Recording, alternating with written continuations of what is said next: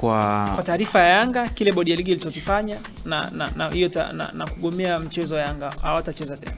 Kama tulivyosoma kile kifungu cha 34 nadhani moja kwenye kanuni ndogo ya 1.3 kwamba sababu ya msingi ambayo bodi ya ligi watashawishika inaweza kufanya mchezo ukahairishwa, si ndio?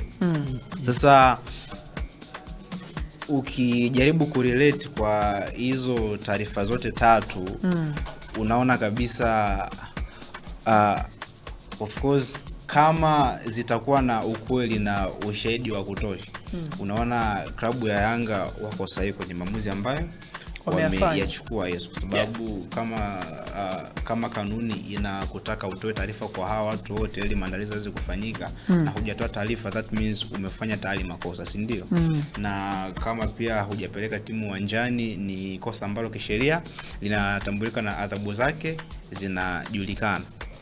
Sasa ukija kwa upande wa bodi ya ligi na taarifa yao ambao walitoa, mimi nadhani kutokana na ile scenario iliyokuepo bodi ya ligi wasingekuwa na uwezo wa kutoa maamuzi direct ya moja kwa moja kama hukumu tuseme labda kwa either kwa Simba au kwa Yanga. Statement yao inaonyesha walihitaji zaidi muda wa kufanya uchunguzi kwa kina ili waweze kujiridhisha na wapate ushahidi wa kutosha ili baadaye waje kutoa hukumu. Kwa nini wasingeruhusu mchezo uchezwe alafu ndio waje wafanye huo uchunguzi baada ya mchezo kuchezwa? Yaani maana yake wangewaambia kwa Simba mchezo ukishachezwa tayari si matokeo hayabadilikaji. Hayabadiliki. Yaani kama umeshinda, kama umefungwa, kama umefanya nini. Sasa Maira, tuishie hapo kwanza. Kuna watazamaji ambao wametuandikia hapa